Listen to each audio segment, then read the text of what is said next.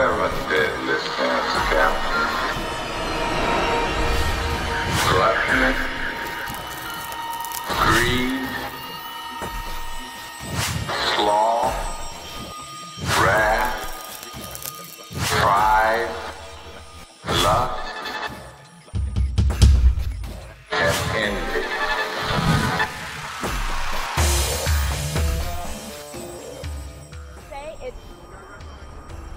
Hey, what's going on? Hey, what's this for? It's for the news. Oh, okay. Sorry. All right. Thank you. All right, here we go. 3, 2. Here in the downtown area, restaurant and bar owners are concerned primarily with a rise in violent crime. They say that... Seriously, guy, I'm on a deadline. We're trying to work here. I don't bother you at work. Sorry. Thanks. Okay, here we go. 3, 2. Here in the downtown area, restaurant and bar owners are concerned primarily with a rise in violent crime.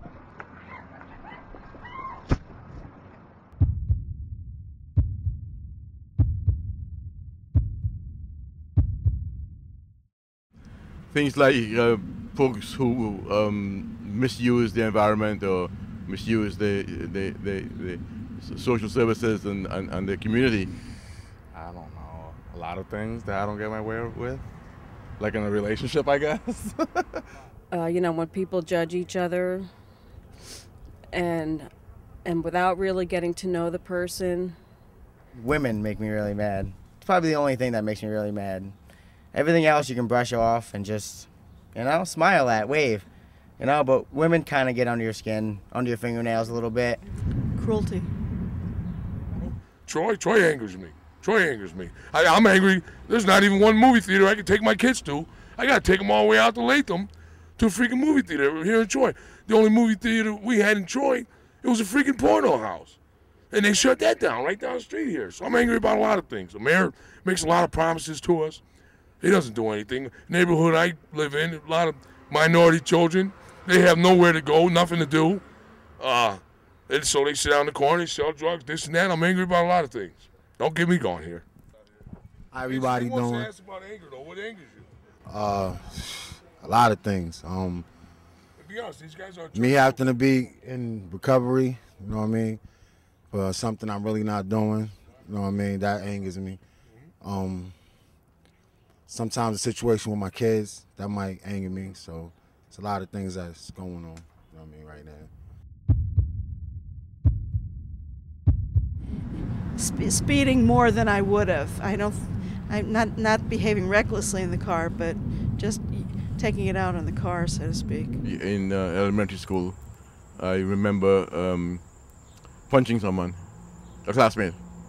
I just went berserk and started hitting the person. You know, I'll speak, you know, candidly, like, you know, these children from San Angelo, I was actually abused myself in the same way. And usually children like that, they can be known to turn the anger inward.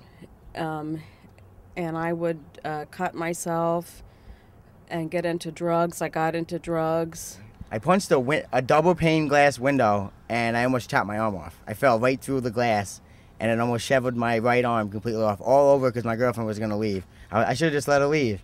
I shouldn't have got angry, but I got really angry and I paid the price. And the worst thing I probably did when I was angry, I went out and I got drunk, you know, and it cost me my marriage. Bar fights, street fights, a little bit of everything, you know what I mean? Just being angry, just, you know what I mean, there's no limit, you know what I mean? I don't know how to just give in and just let it go. It comes out the way people drive, it comes out the way that people treat each other. When here in the U.S. and in our Congress, I think a lot of actions are taken because of anger and not because of a sense of what is right and wrong or what is good public policy. The top thing that comes to my mind is with the radical religions. This world today is very based on hate, based on racial profiling. It's based on a lot of political. It's based on slander. It's based on people judging other people by the just the way they look. You know what I mean? That's why a lot of anger in this. That's why a lot of people are angry. The war, bring them back home. I mean, it's been going on long enough now. It's just greed. Greed angers me. There's enough for everybody to go around, and they're really not doing anything about it. Real peace in the world comes about by a domino effect of us affecting each other and the way we treat each other and the way we treat our family members. Doing good for the sake of doing good, you know, being a responsible citizen of the community, beginning with the macro community and working up to, you know, micro, the international community.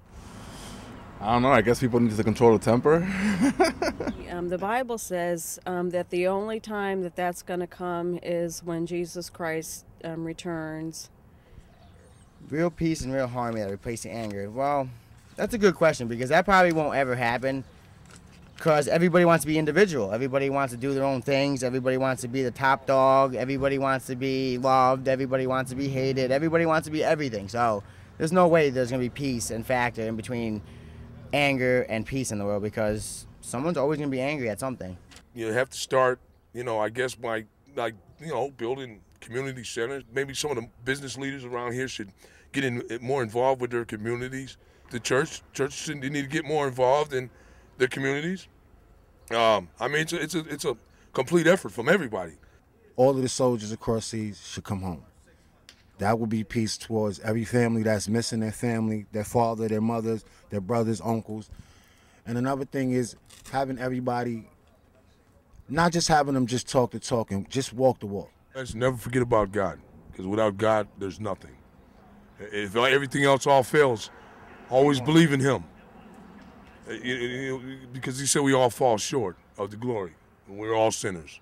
But, you know, keep the faith. Regardless if the world is crumbling around you, always keep the faith. There's going to be a brighter day one day. And God bless you guys. And God bless your church.